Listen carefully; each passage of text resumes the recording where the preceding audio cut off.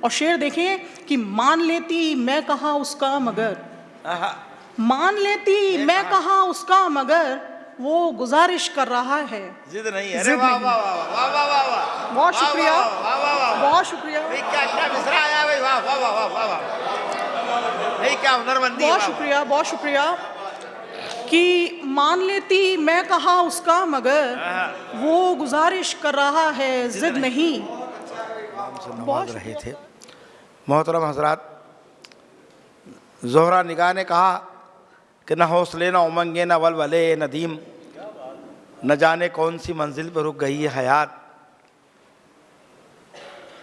محترمہ کشور ناہید نے یہ کہا کہ تمہارے شہر کے لڑکوں کو کیا ہوا ناہید، سبھی اداس ملے کوئی دل جلا نہ ملا. پروین نے کہا کہ راس آئے تجھے شہر منافق کی امیری، ہم لوگوں کو سچ کہنے کی عادت ہی بہت تھی، کچھ تو تیرے موسمی مجھے راس نہ آئے اور کچھ میری مٹی میں بغاوت ہی بہت تھی. یہ پاکستانی لہجہ ہے، یہ پاکستانی لہجہ ہے. ہمیں فخر ہے کہ اسی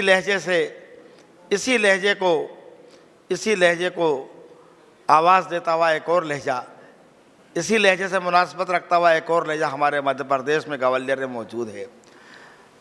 ہماری آج کی اس محفل میں، لالو گوہر کی محفل میں آپ بہت دور سے تشریف لائی ہیں، سفر کر کے آئی ہیں، اور میں یہ کہنا چاہتا ہوں کہ نہ صرف مشاعرہ بلکہ لٹریری حوالوں سے بھی، ادبی حوالوں میں بھی ان کا نام بہت عزت اور احترام سے لیا جاتا ہے.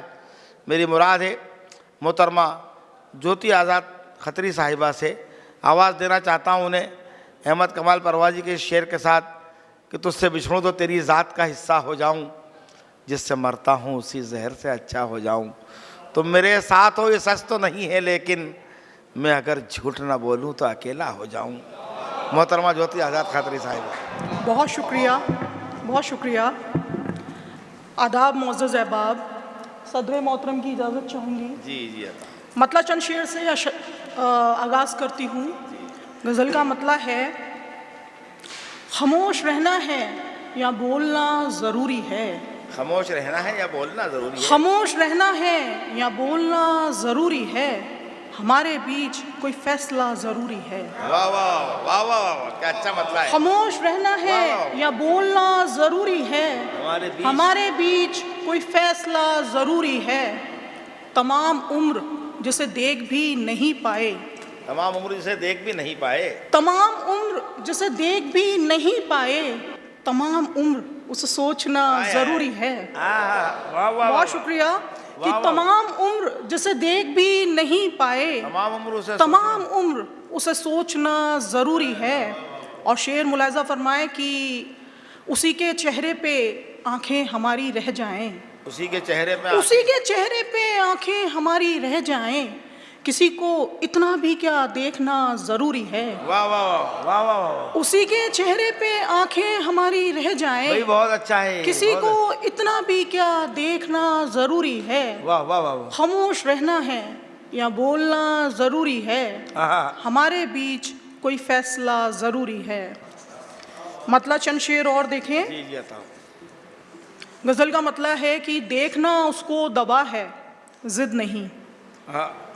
دیکھنا اس کو دوا ہے ضد نہیں، عشق میرا مسئلہ ہے ضد نہیں. کیا بات ہے، کیا بات. عشق میرا مسئلہ ہے ضد نہیں. اور شعر دیکھیں کہ مان لیتی میں کہا اس کا مگر، مان لیتی میں کہا اس کا مگر وہ گزارش کر رہا ہے ضد نہیں ہے. ضد واہ نہیں. واہ واہ واہ واہ واہ. بہت شکریہ، بہت شکریہ، کیا مصرا آیا بھائی. واہ واہ واہ واہ واہ. نہیں کیا ہنرمندی. بہت شکریہ، بہت شکریہ. کہ مان لیتی میں کہا اس کا مگر وہ گزارش کر رہا ہے ضد نہیں. بہت شکریہ سر. اور شعر ملاحظہ فرمائے کہ ایسے تھوڑی ہو رہے بیزار ہم، ایسے تھوڑی ہو رہا ہے، ایسے تھوڑی ہو رہے بیزار ہم کو سمجھایا گیا ہے ضد نہیں.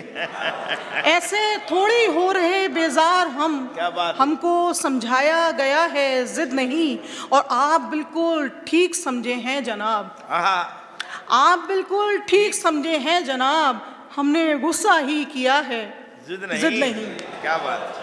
آپ بالکل ٹھیک سمجھے ہیں جناب، ہم نے غصہ ہی کیا ہے، ضد نہیں، دیکھنا اس کو دوا ہے، ضد نہیں، عشق میرا مسئلہ ہے، ضد نہیں۔ ایک غزل سے چند اشعار اور دیکھیں۔ مطلب ہے کہ اگر میں چپ ہوں تو تحریر میری بولے گی۔ اگر میں چپ ہوں، کیا بات، شعر ملاحظہ فرمائے کہ اگر میں چپ ہوں تو تحریر میری بولے گی، کہانی ہجر کی تصویر میری بولے گی۔ واہ واہ واہ واہ، اگر میں چپ ہوں تو تحریر میری بولے گی، کہانی ہجر کی تصویر میری بولے گی۔ اور شعر ہے کہ کہیں کہیں میرے زیور سنائیں گے قصے، کہیں کہیں میرے زیور سنائیں گے قصے، کسی مقام پہ زنجیر میری بولے گی۔ واہ واہ واہ واہ، کہیں کہیں میرے زیور سنائیں گے قصے، کسی مقام پہ زنجیر میری بولے گی۔ اور شعر ملاحظہ فرمائے کہ ذرا سی دیر نگاہیں جما کے دیکھ اسے، ذرا سی دیر ذرا سی دیر نگاہیں جما کے دیکھ اسے، ذرا سی دیر میں تصویر میری بولے گی۔ کیا بات، واہ واہ واہ، بہت شکریہ کہ ذرا سی دیر نگاہیں جما کے دیکھ اسے، ذرا سی دیر میں تصویر میری بولے گی۔ اگرچہ خواب کسی اور آنکھ نے دیکھے، اگرچہ خواب کسی اور آنکھ نے دیکھے، یہ دنیا آپ کو تعبیر میری بولے گی۔ کیا بات، کیا بات، بہت شکریہ کہ اگرچہ خواب کسی اور آنکھ نے دیکھے، یہ دنیا آپ کو تعبیر میری بولے گی۔ ایک غزل سے چند اشعار اور دیکھیں۔